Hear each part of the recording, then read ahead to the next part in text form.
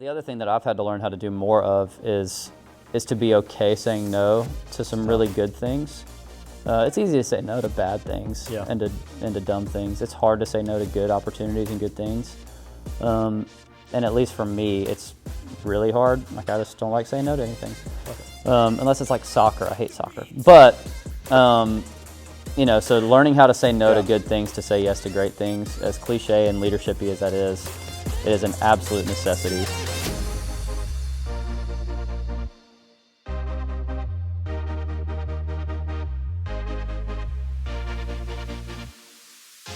Everybody, we're here today with Matt Steelman, our campus pastor here at New Spring Aiken. Welcome, Matt. Hello, my friend. How are you? I'm great. How are you? Good to see you. Good to see you too. Good to see you too. So this is our first conversation we're going to have with somebody local in the community. So fun time. All right. So tell people who you are. Hey, I'm Matt, husband to my wife, Nikki. My son, Hampton, is 3 years old, daughter, Ellison, 1 year old, and I am the pastor here at New Spring Church in Aiken. How long have you and Matt, how long have you and Nikki been married? We have been married, put me on the spot there, 8.3 years. So since October 2013. I'm really proud of myself for getting that. All right, so how'd y'all meet? Tell us about that. Met in high school. So we started dating. I was 17, she was 15, but close to 16, you know, not too, anyway. And then, so that was 2007, and we've been together with a little blip. Long story short, I broke up with her on Valentine's Day in 2008. In 2008. Not proud of that. But yeah, other than a little 3-month stint, been together ever since. Yeah, that's a real thing. Not proud of it. Did you buy anything for her beforehand, or was it planned that day? It was I tend to make pretty impromptu decisions. And so we went with that in the moment. That's brutal. Yeah, it was not because I didn't have a gift, if that's what you're wondering, though. That's not why. Awesome. So you're here in Aiken. Yep. You weren't born here in Aiken, but so tell us about the Aiken story. How'd you get down here? Yeah, that's one of those, it could be a really long story, but I'll try to make it not one. I had always desired to coach basketball. So I played and sat a lot all through high school, you know, played a lot in high school, sat a lot in college, wanted to coach. But also had a real heart for ministry, a real heart for the church, and got involved with the church plant in Indiana when I was coaching basketball. And that led to me growing in passion to plant church somewhere, to start church somewhere. And then New Spring, who was my church home when we were in high school and college, called and asked me to step on staff in a youth pastor role type thing at the time, back in 2013. And we were planning a lot of campuses at that time. And we decided to start these things called house campuses. And you remember, because you came to church in the house. I did. But we decided to start these house campuses, and it felt more like a church plant than anything we had ever done. Very organic, very from, grassroots type thing. And Aiken was one of those locations. And in my basketball days, that had been where I played in the Peach Jam, which many of you have heard of if you're from this area.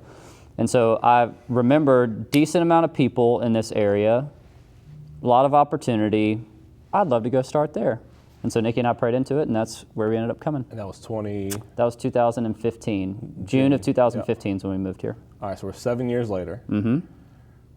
Would you ever guess the church would be here behind Ollie's? No. Definitely not that. Yeah, so if you would have guessed 7 years ago, young married couple, no kids at the time, coming down on a U-Haul to move your stuff into Aiken, South Carolina, what do you think about the city? Like, what were you prepared for? Yeah, that's interesting. So on one hand, I was just young and naive enough to think, man, 2 years in, this thing will be like 8,000 people. I'm exaggerating, but there's part of you that's in that zone where, this is going to be easy. But there was part of us that we knew nobody, and so we're moving here, and other than some people who moved with us, literally knew 0 people. And so honestly, like, what I didn't think we'd have 7 years now from then is the depth of relationship that we have with people, and with such a broad audience of people, the amount of like hard and really awesome journeys we've been on with people, not just personally, but as a church. And there's some things I would have thought, for example, that we'd have a live band by now. If you're watching this, we don't necessarily have a live band. We have a video experience other than me talking, which is weird. And I would have thought that would have been very different, but I also couldn't have imagined it would be this awesome either. So you have young Matt, young Nikki coming down to Aiken, not really knowing what to expect, but have huge dreams. God's definitely shown up and showed out a lot in all those memories. If you could have changed anything so far, what would it have been? I mean, number one, I typical Jesus juke, but I wouldn't, because God's redeemed it all. At the same time, I mean, a lot of the biggest regrets I have are poor leadership decisions early on. And it's, you know what I'm saying? Like, legitimately, it would be things that, I think God has redeemed. He's worked through it. I've grown through it. Our family's grown through it. All those things. But that'd be one of the main things. And then the other thing I would do is I would savor and enjoy each moment a little bit more. Yeah. I'm typically a little bit more future oriented, and so the moment that something awesome happens, I'm thinking about living the moment, the next thing. Yeah. So a little bit of more savoring the moment would be a thing. So I love the living the moment thing. I think we're all guilty of like looking for the next celebration, looking for the next event, next trip you go on with the family, whatever it looks like. Yep. But you talk about leadership. First off, I don't think you give yourself enough credit for leadership, so you're doing great. Well, so right now, our church is how big? Let people know. 500 to 600 people, depending on the given week. Yeah, and we're literally streaming in from a campus. So we have 2 screens inside the auditorium over here. Yeah. And we have people living, giving, praising God every Sunday. Yeah. Which is super uncommon. Yeah. I don't know if anybody else in this area does church that same way. No. Maybe there are similarities, but nothing quite the same. Yeah. So leadership, naturally people flow to leaders of churches, flow to leaders of pastors. Again, I don't think you give yourself enough credit. Yeah. You say you have poor leadership decisions in the beginning, but without those decisions, I think you'd have made, knowing the backstory, a lot of them, we wouldn't be where we are today. So who are leaders that you look to and strive to be, I won't say be alike, but who are people like your mentors, things like that? Yeah, so we have, practically speaking, my college basketball coach is a guy named, Mike Young is his name. He was at Wofford, that's where I went to college. And so I graduated in 2012. He led that program to a place where in 2018 or 19, I can't remember, he got the head coaching job at Virginia Tech. And so he's the coach at Vatech now, got to play for him for 4 years. That's awesome. And there's so much stuff, and he was like ACC Coach of the Year last year, all these things. And so in hindsight, and what's funny is in the moment, I knew he was a great coach, I knew he had a great culture, and at the same time, I would have done like 12 things differently. You're always, you can easily critique. But in hindsight, I look back and I see, man, this dude was brilliant. And so there's a lot of stuff, the way that he built a program and a culture where, and this is a longer answer than you're looking for, but I was a bad player. So, legitimately, I played college basketball because I wanted to coach it. And so I was not very good. I was, 14 or 15 out of 14 or 15 on roster at any given moment. But I felt as much of a part of that team, and we felt as much of a part of that team as A1 superstar player of the year in the conference. And that helps build a championship culture. And so there's some aspects of that I looked up to. There's some leaders at our church. Because one of the benefits of being a multi-site church is we have a lot of leadership infrastructure. And so there's a guy named Brad Cooper who I look up to a whole lot, a guy named Shane Duffy who's on our leadership team. And then you have your people from a distance, other pastors from a distance. Yeah. Historically, like Andy Stanley's had a great leadership podcast. You look up to those things, Craig Rochelle, John Tyson, Matt Chandler, all these people. I'm a big athletics guy though, so I'm always looking to. I'm not following Tiger Woods' leadership advice, but I am watching a lot of his golf, so that's a thing too. You can make it a comeback. He's going to do it again. Yeah, it's going to be awesome. I like it. All right, so Aiken. Yeah. Aiken's leadership. Talking about culture here in Aiken. How have not only you personally, but how has the church?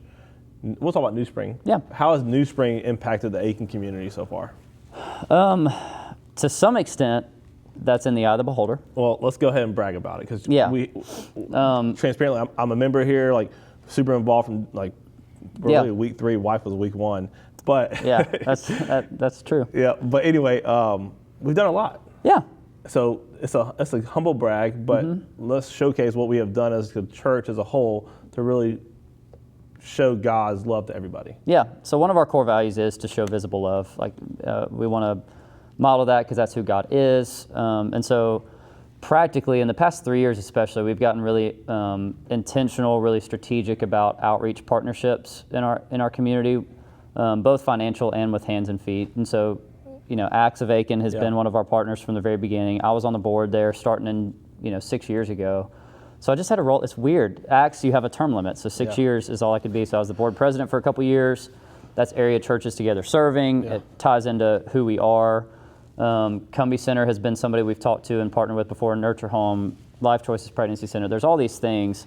But we've started doing the third Saturday of every month, we've started doing what we call just Outreach Saturday. And we, whether it's serving the homeless population right here on the corridor, I mean, if we want to go in the whole deal, one of the reasons why it's been awesome to be back here behind Ollie's on the north side of town is we're exposed, somewhat intentionally and somewhat we were surprised by it, we're exposed to a lot of brokenness really close to us. A lot of wandering, a lot of poverty, a lot of homelessness, a lot of need. And so we felt like we're really bad neighbors and bad stewards if we just turn a blind eye to that and do our own thing. So we've started serving some of these hotels along this district and going to the train depot and trying to serve homeless people with food, clothing, these type of things. This past year we kind of replaced one table and did our version of that, where since it didn't exist because of COVID, we had a lot of people, and we fed Thanksgiving meal in this facility and gave, again, clothes, food, those type of things. But really we're just trying to build relationships with people. So we don't want it to be just transactional where it's come and get something and get out. Like for example, the head housekeeper at the Knights Inn, which is our neighbor, we built a relationship with her over the past 2 years. She got baptized. Her and her daughter both got baptized here at our church 2.5 weeks ago. Yeah, just recently. So there have been these cool long-term things where we want to meet needs, absolutely, but we want to point to a greater need. So those would be some of the ways. And then I think from a broader standpoint, because helping the community is not just about helping those in like very obvious physical need. There are a lot of people who project wealth and project happiness who are, honest to God, like broken inside. And I feel like in a place like Aiken especially, Aiken's a beautiful place with beautiful people and with so much, but there's also a lot of woundedness that people carry into retirement or into whatever their venture is in a place like this, where they're looking for rest and reprieve. And so I feel like we've gotten to, in many ways, speak life into those areas. I've seen more 50 to 60-year-old people wake up to the realities of God and wake up to vitality in their life. And that's been one of the more refreshing and surprising things about being here for the past few years. So, again, let's go back to young Matt, middle 20s, coming in town. Are you calling me old Matt now? I am older, Matt. I'm elder. Sorry. We got a couple more grades, don't we? Yeah, I'm just going to lose it all. But I mean, let's talk about leadership. We go back to leadership, and you have 50-year-old people who are coming to church for the first time, maybe ever in their whole life, are looking at a young guy on stage trying to lead them to Christ. Yeah. But how do you take the role as being a young leader, leading elder people? Sometimes we have people here 80 years old. Yeah. So how do you don't learn that? Yeah, to some extent it's reps. To some extent it's you can't act too big for your britches. Yeah. There is being humble to the place where it's insecurity and false humility, but there's also humility that breeds influence, honestly, and that's not in a manipulative way. But if it's a Christ calling, then there's going to be something about the way that you carry yourself when you know that He called you and you don't have to prove yourself, where you end up loving the people around you. And so again, I would be remiss to say I think God has given me and has given us what we need in due season based on the task at hand that He's called us to. But then practically beyond that, it's acknowledge it. Like at no point did I pretend like I was 74 and really experienced. Yeah. I came in and tried my best to acknowledge from the beginning, hey, I know I'm young, and at the same time, I know that this is what God's called us to. And tried to acknowledge it and not apologize for it all at the same time. And just, and the other thing with that, No, you're good. That's great. A lot more coffees than just stage declarations. So especially in the early days. We're starting in a house. And so in many ways, we were bigger than most house church plants would be. I mean, first Sunday is 50-something people, 70 people, I can't remember. Yeah. It means I am getting old. But we started smaller where it was very feasible to take literally every single person in our church in the early days, because it's easier to build something than it is to rebuild something, in my opinion, and it's easier to build a ship than turn a ship. Yeah. And so, but if you build it the right way, it can endure for a long time. And so early on, trying to build it in consistent. I mean, Starbucks was our office for so long, mainly because we're just trying to meet everybody and their mom and get to know their story, talk to them, be completely authentic and have honest conversations, not always try to be leader Matt or coach Matt or whatever. That was one of the bigger assets. And so when I say a lot more coffees, then there are things that even now I think you would agree that I can say from our stage pretty harshly or pretty aggressively or pretty honestly, that if that equity of behind the scenes coffees and lunches and conversations and groups didn't happen, you could never say stuff like that and have equity. But if you build a core of relationship, which isn't possible for when your church becomes thousands of people, can you do that with everybody? Maybe not, but you can keep that culture and make sure that's happening somewhere. I think what the beautiful part is, in so many ways, the church, that side of it was you were building a culture, which is super hard to do. Like that is like probably the hardest thing people feel out in business and life and friendships. They want these core group of people. Yeah. So 7 years ago, we get started at House Campus. We grown. We bounced around all the good stories. 7 years from now, what happens? And strategic plans are typically at the 5 to 7 years. So I know it's a pretty deep question, but we're sitting close to the 40s. Both of us are. So I mean, the practical thing for everybody to know is we just came out of an end of year fundraising offering, Christmas offering. We call it Overflow Offering at our church campaign, where locally we raised $501,000, and which is our goal was 500, so it was really cool. And then church-wide we raised 3.5 because we're gonna build a new facility, and so that is a lot of money, but it's necessary in the sense that we're about to close on land. We've been in due diligence for a few months.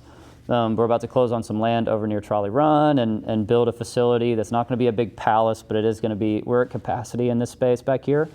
And so that's a huge part of our 7-year strategic plan is in some ways just creating more space, not just for Sunday mornings, but we have something in this facility every single day, most weeks. Yeah.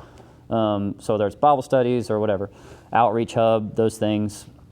So that's part of it. The other thing is leadership development. I think there have been some things where, and you know this, like, a lot of our culture has been built on my personality and it's been built on what I'm going to hold the line on and what I'm not. And so what I'm trying to do is, and this isn't necessarily answering your question, but what I'm trying to do is progressively release authority and control within our church to our leaders, trusting that even if it was to fail a little bit more in the short term because of that, it's going to succeed more in the long run because more people capture and hold and carry the vision.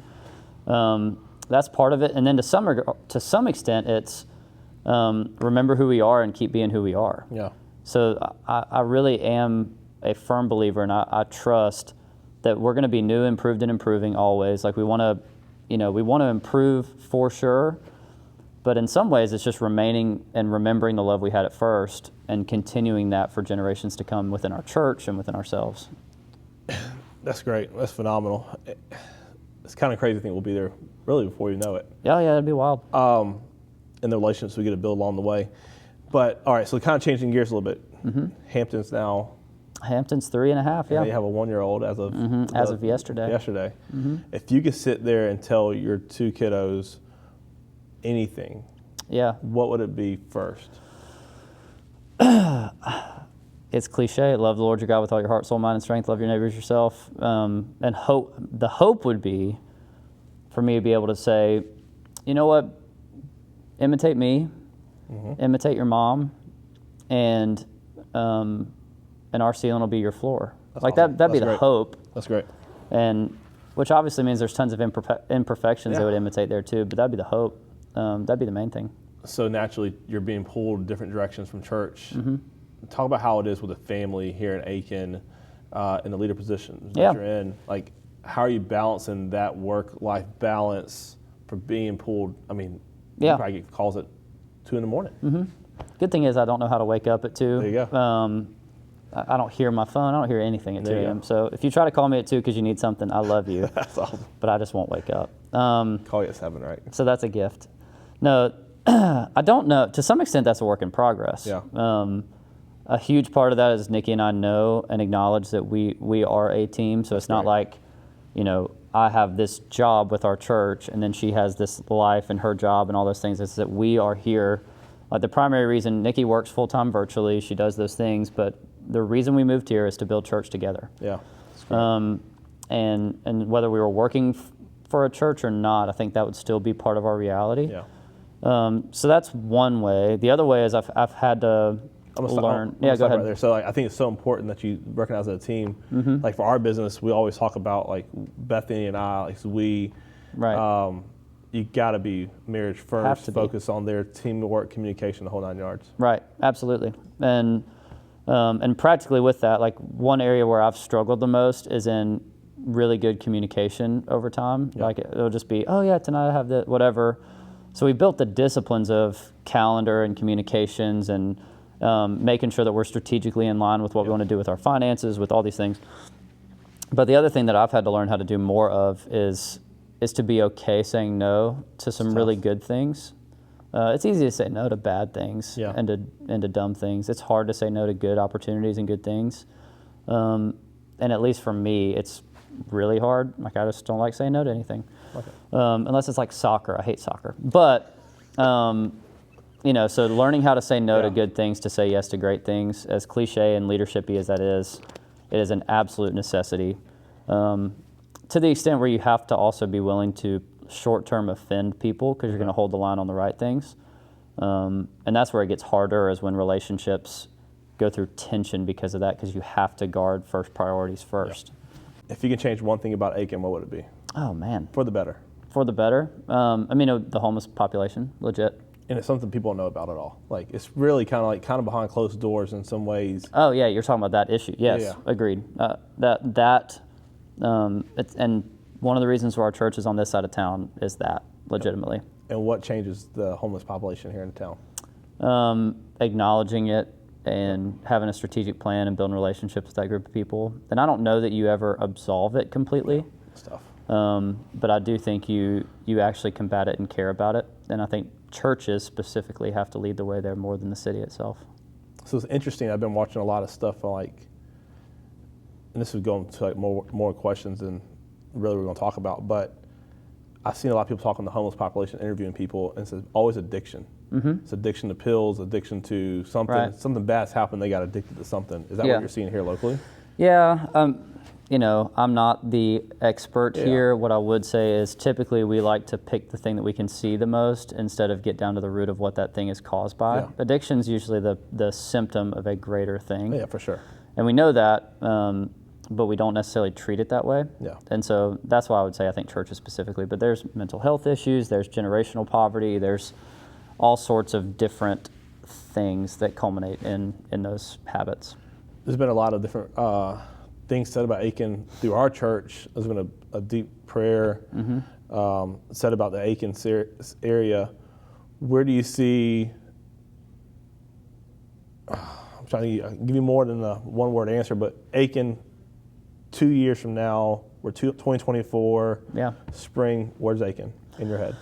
I think by nature, whether we touch it or not, it's going to grow, and it's going to. And I'm not talking about the facility. I'm talking about the city. I mean, you see all the land getting cleared out, all the new construction of houses, all those things.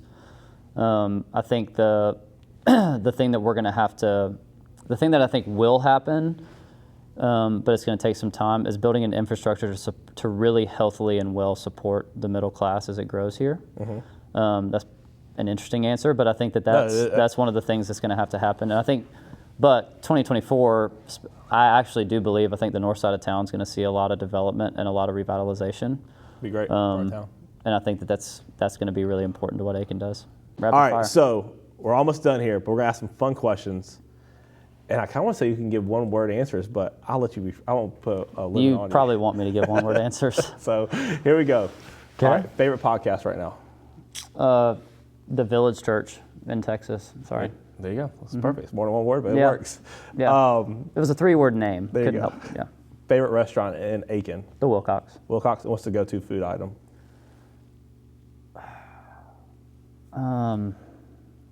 The Caesar salad every time is the go-to. Caesar? I know that's ridiculous. That's a bold statement. If it changes, the entree changes, the Caesar remains. Okay.